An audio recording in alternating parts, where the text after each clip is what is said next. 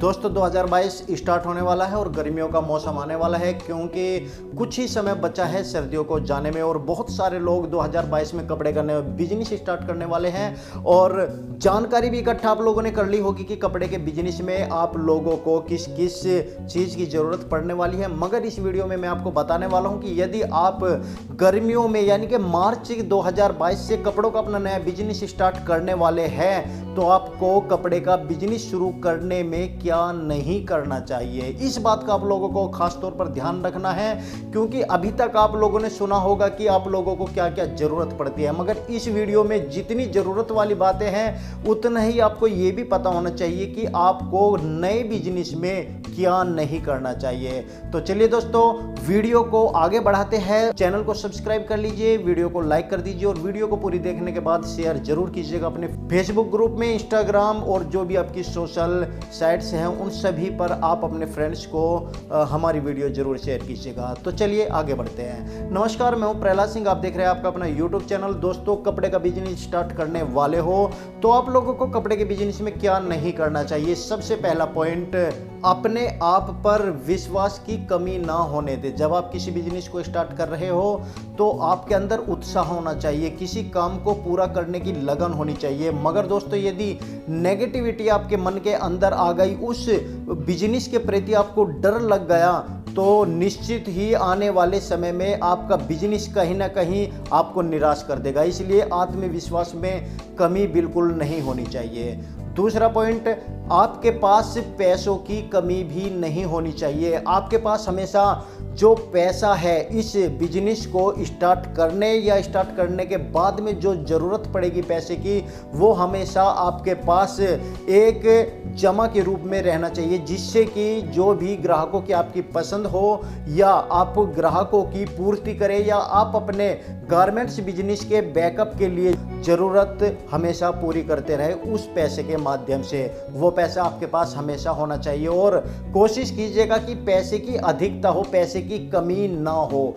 Business start करने में बहुत सारे लोग क्या करते हैं कि कम पैसे से ही बिजनेस स्टार्ट कर लेते हैं, मगर जब बैकअप की बात आती है तो वो बिजनेस कहीं ना कहीं आपका बैक होने लगता है जब कस्टमर की पूर्ति नहीं होती है। क्यों? क्योंकि आपके पास पैसे की अधिकता नहीं होती, पैसे की कमी के कारण आप माल की पूर्ति नहीं कर पाते। इसलिए कोशिश कीजिएगा कि जब आप बिजनेस शुरू कर रहे हो तो पैसे की अधिकता आपके पास हो, पैसे की कमी बिल्कुल ना हो आपके पास।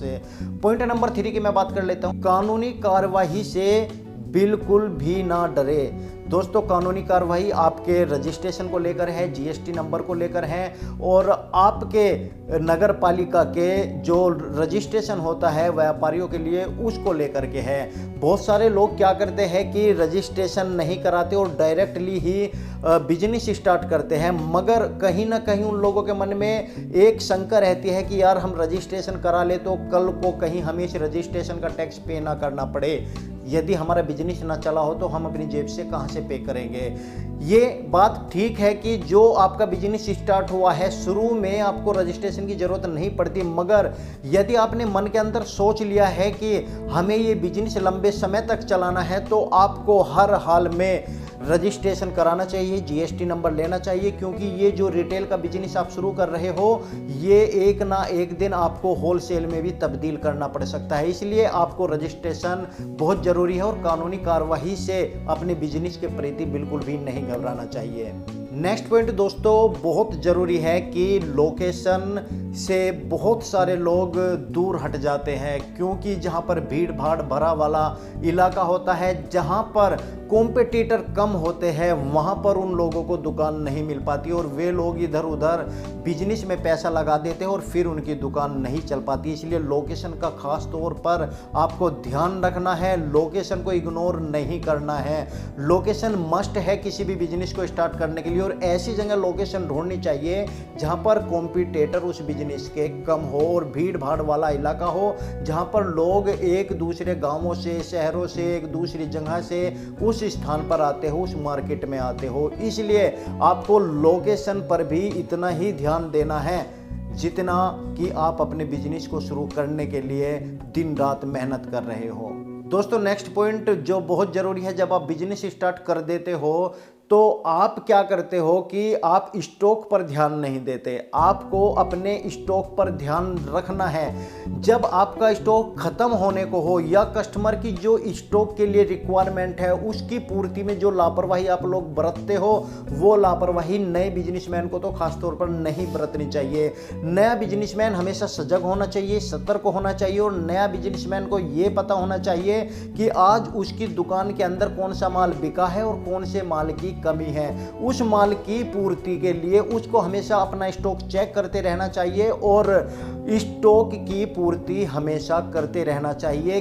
किसी भी ग्राहक के मांगने से पहले स्टॉक पूर्ति बहुत जरूरी है। दोस्तों नेक्स्ट पॉइंट बहुत इंपॉर्टेंट और बहुत सारे लोगों के लिए मैंने देखा है कि इस पॉइंट को अछूता कर देते हैं। पहले 1-2 दिन तो वे इस काम को कर लेते हैं मगर इसमें बदलाव नहीं करते। वो पॉइंट है सजावट का काम, यानी कि आपकी दुकान का जो मुख्य डोर है, जो दरवाजा है, जो मोहड़ी है, जहाँ पर आपका फ्रंट होता है, वहाँ पर आपको रोजाना अट्रैक्टिव गारमेंट्स लगाने होंगे। चाहे वो डमी में लगाओ, चाहे आप मोहड़ी पर हैंगिंग करो, ये आपको रोजाना चेंज करना है नए बिजनेस में खासतौर पर, जिससे कि आने जाने वालों को ये ऐसा लगे कि आपके पास एक से बढ़कर एक वैरायटी है और आपकी वैरायटी को जो लोग देख करके जाए, एक न एक दिन वे लोग आपकी दुकान पर केवल इसी बात के लिए आएंगे कि एक दिन उन्होंने आपकी दुकान की मोड़ी के ऊपर इस तरह का गारमेंट लटका हुआ देखा था।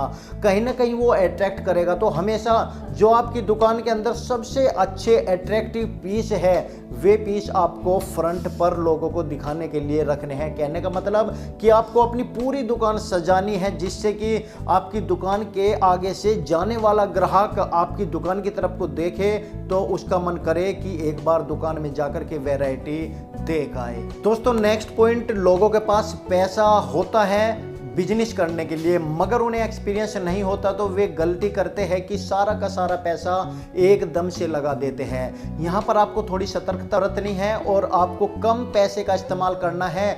वो जब तक करना है जब तक कस्टमर की रिक्वायरमेंट नए गारमेंट्स की ना हो जाए, क्योंकि जब आपके पास ऑलरेडी पैसा है तो आप अपने हिसाब से बहुत अच्छा गारमेंट्स, बहुत अच्छे कपड़े खरीद करके कस्टमर को बेचने के लिए ले आते हो। मगर यहाँ पर आपको पैसे की अधिकता नहीं दिखानी है। यहाँ पर आपको वो माल लेकर के आना है जो आपके अनुसार बिल्कुल सही हो और कम बजट में ज़्यादा से ज़्यादा माल आ जाए। इसलिए पैसे कम से कम खर्च आप लोगों को करने हैं। यदि आपके पास पैसे लाख रुपए है तो उसमें आपको 50,000 रुपए का ही स्टार्टिंग में माल भरना चाहिए, जिससे कि आपके पास बैकअप हो जाए। और यदि शुरू में ही आपने पैसा पूरा लगा दिया तो बैकअप के लिए आपके पास कुछ नहीं बचेगा।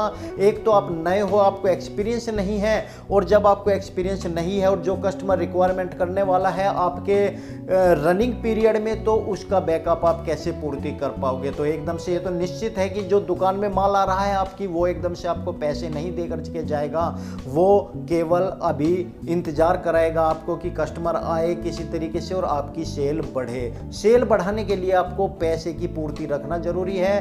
कम बजट से स्टार्ट करना है और बैकअप आपको पैसे का हमेशा रखना है। दोस्तों नेक्स्ट पॉइंट, बहुत सारे लोग क्या होते हैं कि दूसरों को देख करके बिजनेस शुरू कर देते हैं और किसी के बहकावे में आकर के भी बिजनेस शुरू कर देते हैं। तो यहाँ पर आप लोगों को ध्यान रखना है, किसी के बहकावे में बिल्कुल ना आए और दूसरों के बिजनेस को लेकर के प्रेरित हो, ना कि उनके बिजनेस के पीछे चल करके और अपने बजट से ऊपर। कहते हैं कि जितनी चादर होती है उतने ही पैर फैलाने चाहिए। और यदि आप लोगों ने दूसरों को देख करके अपना बजट बढ़ाने की कोशिश की या इधर उधर से उधार लेकर या ब्याज पर पैसे लेकर बिजनेस शुरू करने की कोशिश की, तो कहीं ना कहीं आप किसी ना किसी ऐसे मेंटली तनाव में आ जाओगे कि जहां पर आपका बिजनेस एक तरफ होता चला जाएगा और मेंटली दबाव के कारण आप अपने बिजनेस पर ध्यान नहीं दे पाओगे।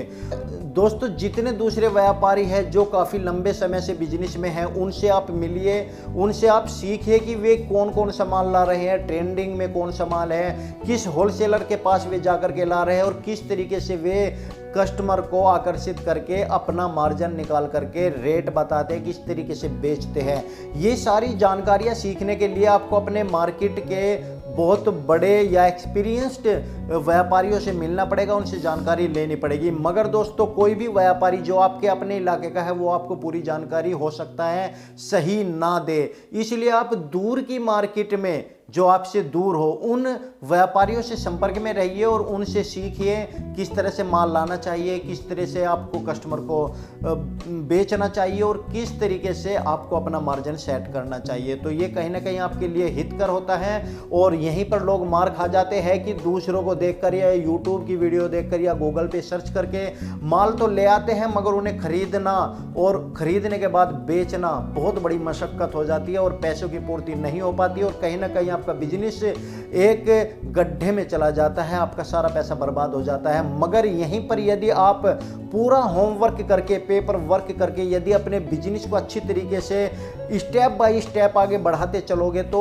एक ना एक दिन आप यदि रिटेल से स्टार्ट कर रहे हैं तो होलसेल के बिजनेस में पहुंच जाओगे और एक ना एक दिन आप खुद के मैन्युफैक्चरिंग भी स्टार्ट कर सकते हो। कहने का मतलब कि छोटा बिजनेस से आप बड़े बिजनेस पर पहुंच सकते हो। तो दोस्तों स्टेप बाय स्टेप चलिएगा और बड़े व्यापारियों से या एक्सपीरियंस्ड व्यापारियों से सलाह लेना मत भूलिएगा। और दोस्तों जब आपका सारा काम सही हो जाए, ये लास्ट पॉइंट मैं आपको बता रहा हूँ बहुत इंपॉर्टेंट है यदि आपको ग्रो करना है। जब आप अपनी दुकान को सेट कर लेते हैं, सारी जो मैंने पॉइंट्स बताए क्लियर हो जाते हैं, तो अब आपको सिर्फ एक ही काम करना होता है कि अपने बिजनेस को ऊपर उठाना है, आगे बढ़ाना है। वो आगे कैसे बढ़ेगा? वो आगे बढ़ेगा जब आप कस्टमर को लुभा लोगे, जब आप कस्टमर को, अपने ग्राहक को कुछ डिस्काउंट देना शुरू कर दोगे, अपनी दुकान के ऊपर कस्टमर को खींचना शुरू कर दोगे। और ये कस्टमर आते तभी है जब आप डिस्काउंट देना शुरू करोगे। अब आप कहोगे कि सर आपने तो पिछली बहुत सारी वीडियो ऐसी बना रखी है कि फिक्स रेट रखो, तो फिक्स रेट में कैसे डिस्काउंट दे? तो देखिए फिक्स रेट में भी डिस्काउंट दिया जाता है, ऐसा नहीं है कि फिक्स रेट में डिस्काउंट नहीं दिया जाता। सिर्फ एक स्कीम के तहत आपको एक वर्क करना पड़ता है, थोड़ा सा दिमाग लगाना पड़ता है, आप उसमें भी डिस्काउंट क्लियरली ओपन कर सकते हो। मगर यहाँ पर जो नए बिजनेसमैन है, अब समय है मोल भाव का, और मोल भाव में यदि आपने डिस्काउंट देना शुरू नहीं किया स्टार्टिंग से तो आपके ग्राहक लुभावने नहीं होंगे। आपके ग्राहक आपकी दुकान पर दूसरे दुकानदारों को छोड़कर तब आएंगे या दूसरे दुकानदारों के काउंटर को छोड़ करके आपसे माल खरीदने के लिए तब आएंगे जब आप उनको कुछ लालच दोगे। जैसे कि 300 रुपये का कोई प्रोडक्ट आप बेच रहे हो तो उन 300 रुपये में आप अपना मार्जिन निकालने के बाद जो आपको डिस्काउंट देना है उतना ही डिस्काउंट ऐड करके पहले ही रखे, जिससे कि आपको नुकसान ना हो। यदि आपको कोई प्रोडक्ट 300 रुपये का बेचना है तो आप उसको 350 रुपये का रख दीजिए और 350 रुपये में आप उसमें 10% का डिस्काउंट रख दीजिए।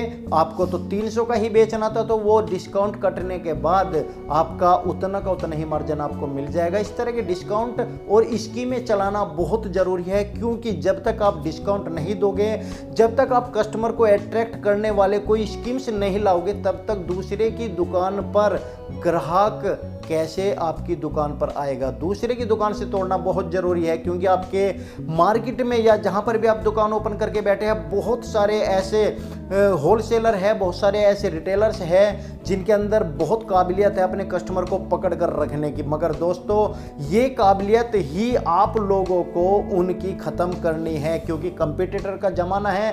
कंपटीशन यदि आपको निश्चित तौर, यदि कंपटीशन में आप सफल हो गए तो निश्चित तौर पर ही आप एक अच्छे बिजनेसमैन बन जाओगे और अपने बिजनेस को अच्छी तरीके से चला पाओगे। तो दोस्तों यदि आप अब 2022 मार्च में अपना बिजनेस स्टार्ट करने जा रहे हैं और कपड़े की दुकान खोलने जा रहे हैं तो निश्चित रूप से आप इस वीडियो में बताए गए सभी नियमों का पालन करेंगे तो मैं पूरी आशा के साथ आपको कह सकता हूं कि आपका बिजनेस फूलेगा, फलेगा, बढ़ेगा और आप एक दिन रिटेलर से होलसेलर बन जाओगे और इतना एक्सपीरियंस्ड खुद हो जाओगे कि आप दूसरों को सलाह देने के योग्य बन जाओगे।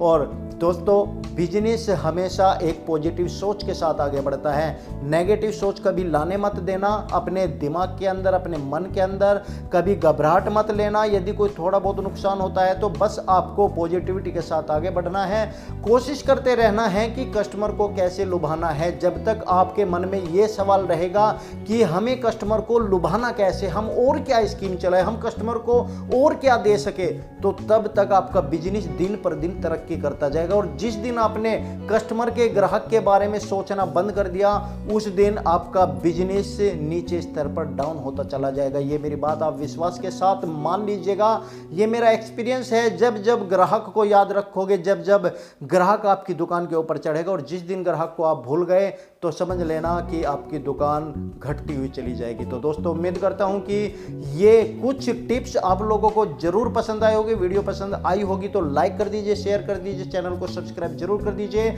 आप लोगों का बहुत बहुत धन्यवाद, आप लोगों ने अपना कीमती समय हमारी वीडियो पर दिया। Thank you so much. और कुछ यदि आप जानना चाहते हैं तो कमेंट्स कीजिए, और कमेंट्स के जरिए हमसे सवाल पूछिए, हम उसके ऊपर फिर से वीडियो बना करके लाएंगे। क्योंकि अब नया सीजन स्टार्ट होने वाला है, बहुत सारे लोग बिजनेस करने वाले हैं, तो बहुत सारी वीडियो और बहुत सारे टिप्स नए बिजनेस को लेकर रोजाना आपके पास आने वाले हैं। तो तब तक के लिए धन्यवाद, थैंक यू वेरी मच हमारी वीडियो पर देखने के लिए। राम राम।